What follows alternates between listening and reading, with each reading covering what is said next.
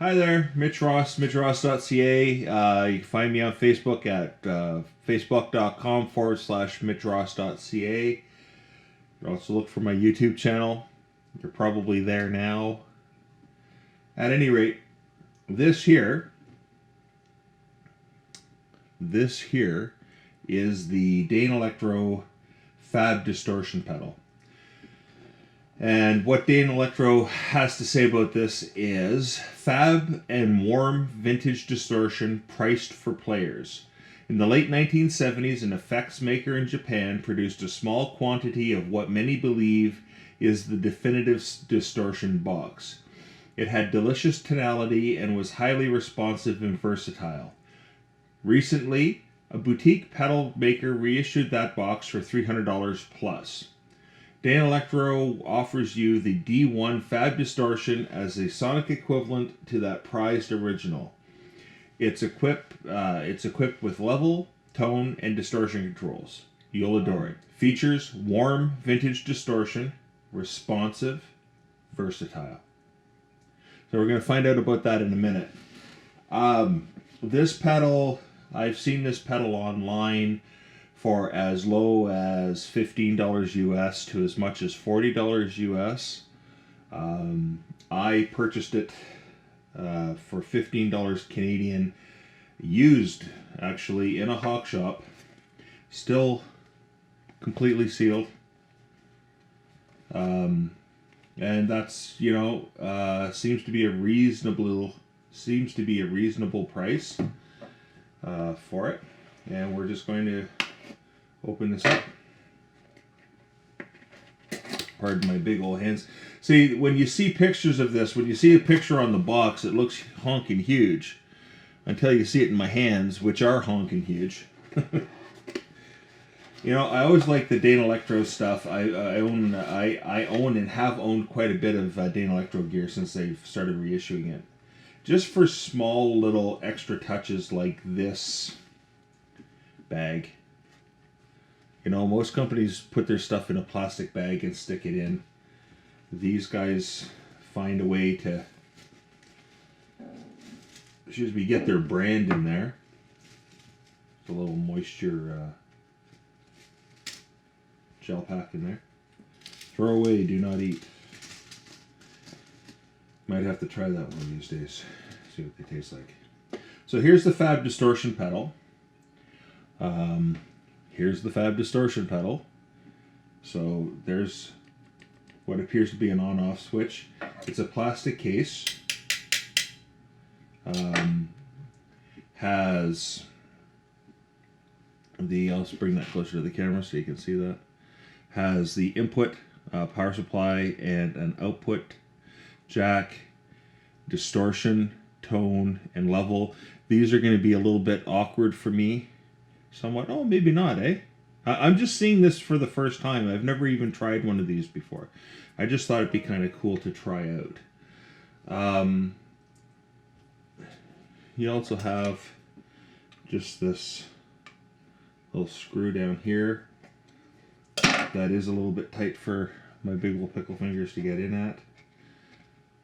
And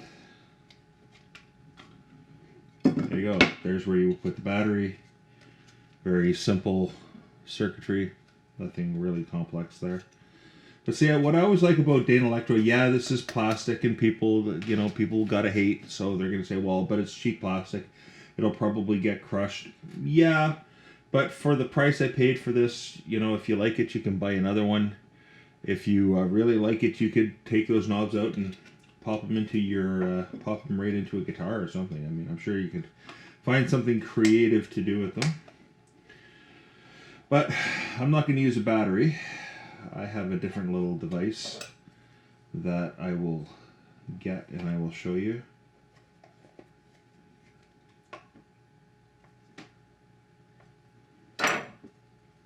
So that's the pedal. Nice and red. I like red. Good color. It has a warranty card, which I may just fill out and ship in. And it was never open, so nobody else registered it. And then here's the Fab Distortion Instructions. Yeah, very simple, straightforward. To begin, connect instrument cable to the in jack, connect amplifier cable to the out jack. If using an AC adapter, connect to DC 9 volt jack or use 9 volt battery. Red light will be on when foot switch is activated. Control functions level. The control sets the level of the output to the amplifier. Tone, rotate this control to adjust the EQ. So I'm assuming roll it back and you get more bass. Roll it forward, you get more. Turn it to the right rather. You're going to get more bright tone. Distortion, use this control to set up the amount of distortion. Caution, this is a high gain device. Start with the level control at 25% and then advance as needed. And that's pretty much all it says there. There you go.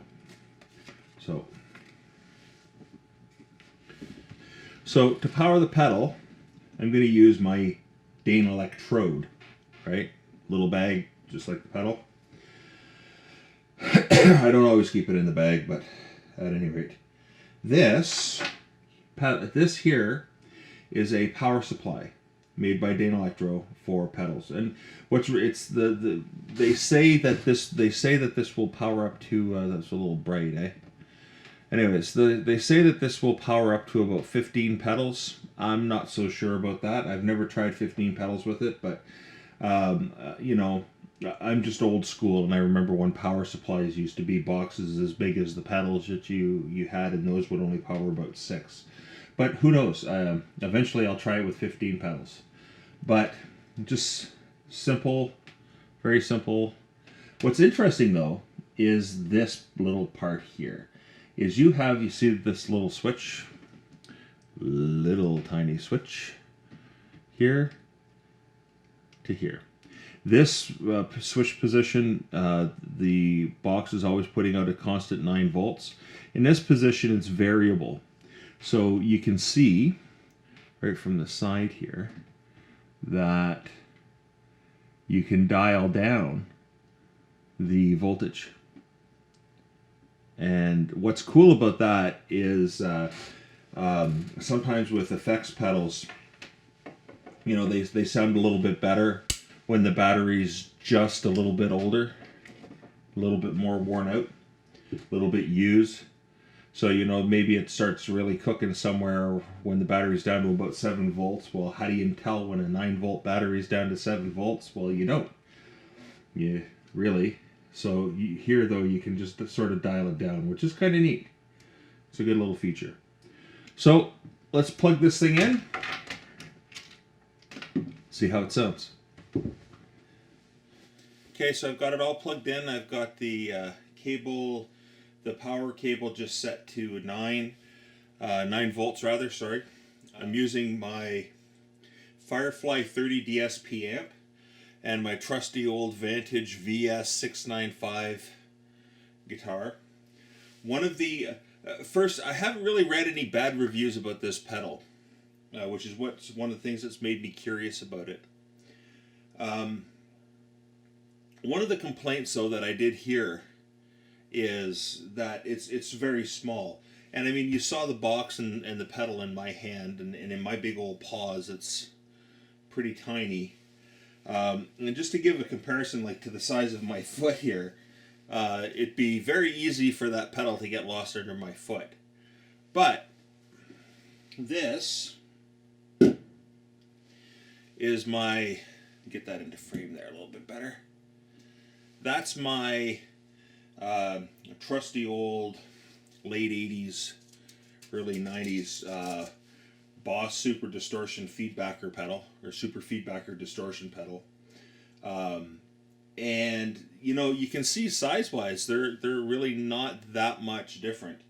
The Fab Distortion's a little bit wider, but I think what the problem is it's not so much that it's small, it's the switch. When you click on these old Boss Distortion pedals, this is the whole creative use of my foot here, by the way. I'm paying my foot extra as a prop tonight. Anyways, you can see from here to here, this whole top panel moves. It serves as the on-off switch, whereas with the Danelectro, it's just this little tiny button right there.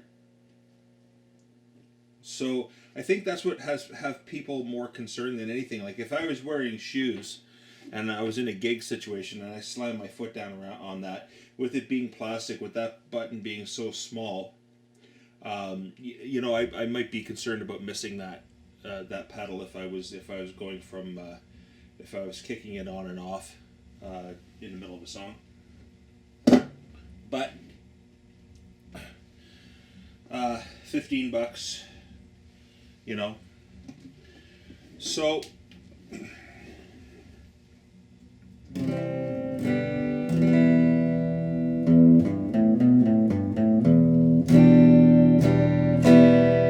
I'm on the clean channel of my amp, just with the reverb set about 6, and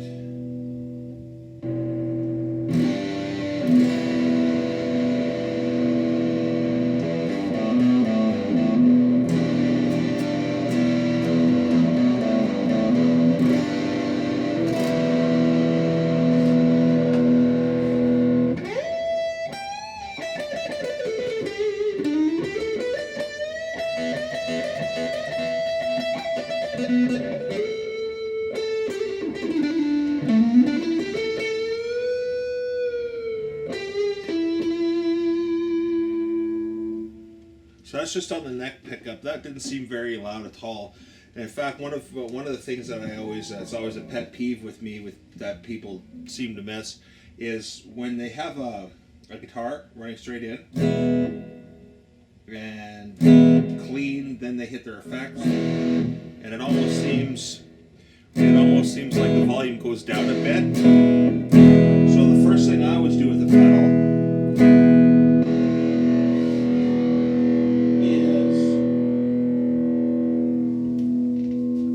is set the level.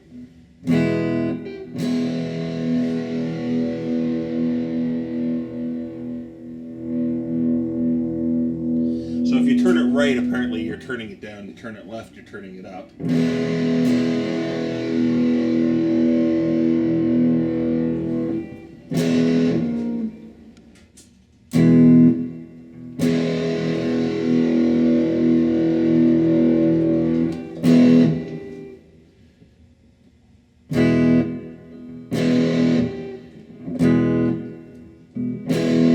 That sounds about right to me. So that's for the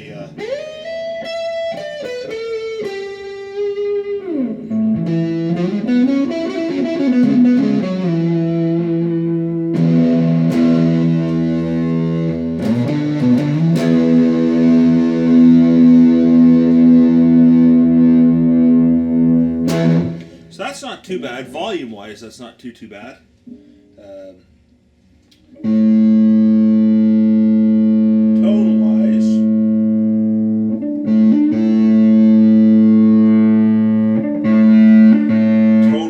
When we turn it towards the level, so turning it towards the left, it gets brighter.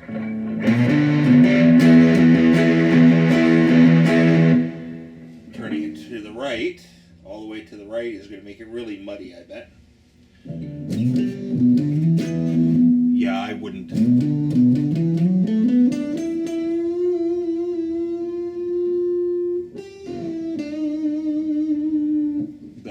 Too usable. I didn't mind it so much in the middle, little red line there, and then maybe up a little tiny bit.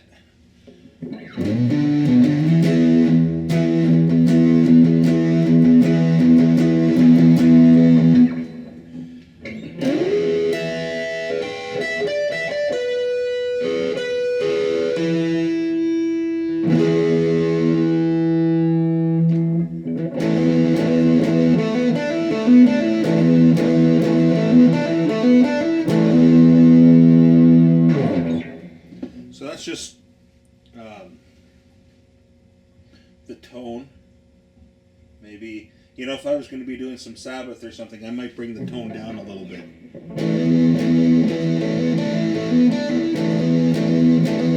Just to make it a little thicker. Of course, I've switched to the neck pickup there too.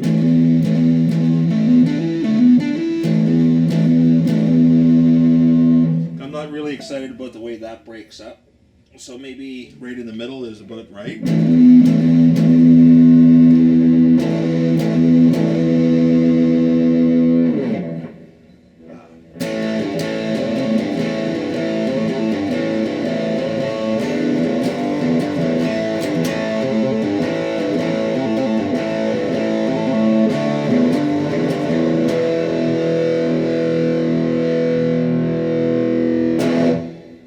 So let's try bringing that distortion up.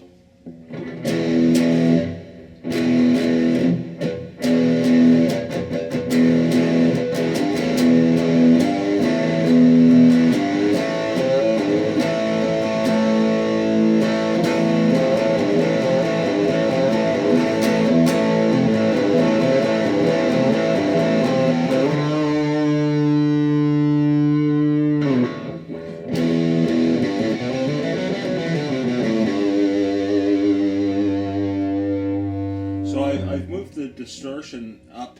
I brought it up to from center up to about halfway.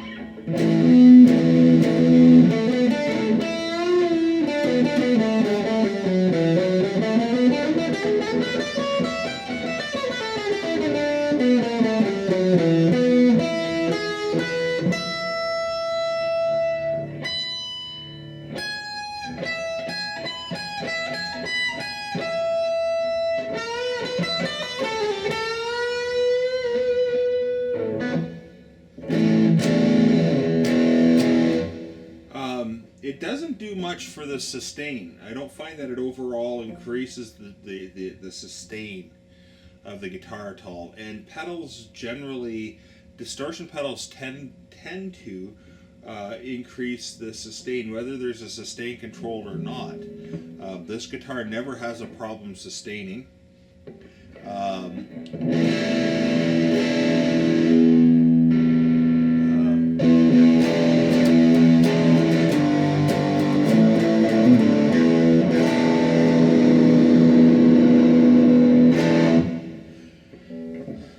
So bringing the distortion all the way up just to be ridiculous. I'm trying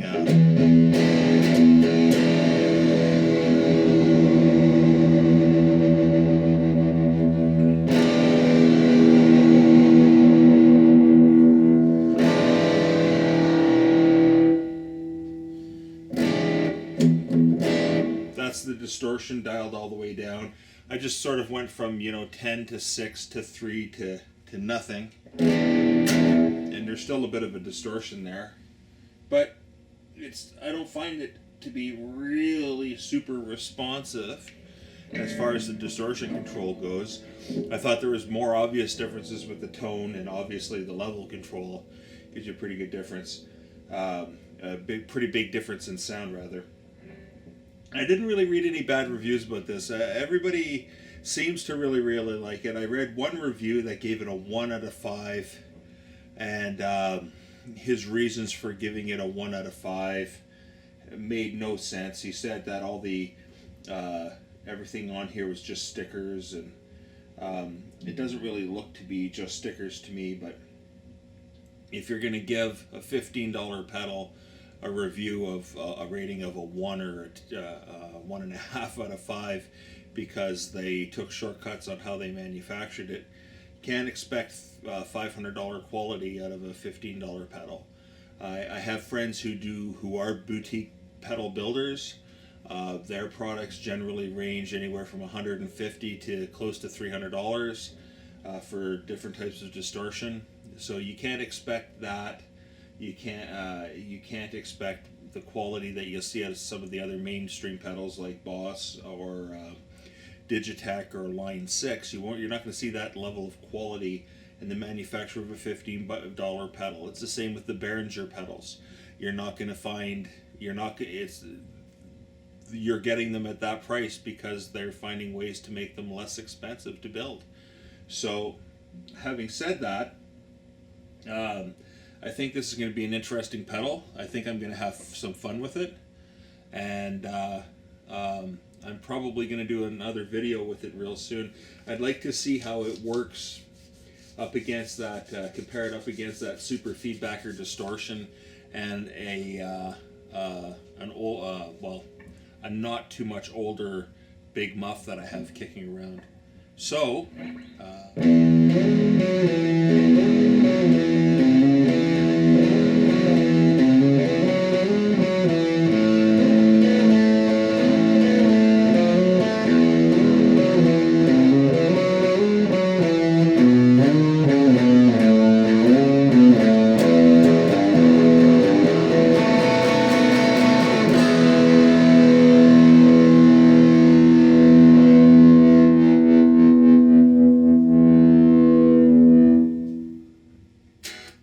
until next time, Mitch Ross, MitchRoss.ca. Look forward to any of your comments. Please subscribe to the channel. Let me know how you think I'm doing. Let me know if there's something you'd like to see. I'd be glad to oblige as best as I can. And we'll talk to you real soon.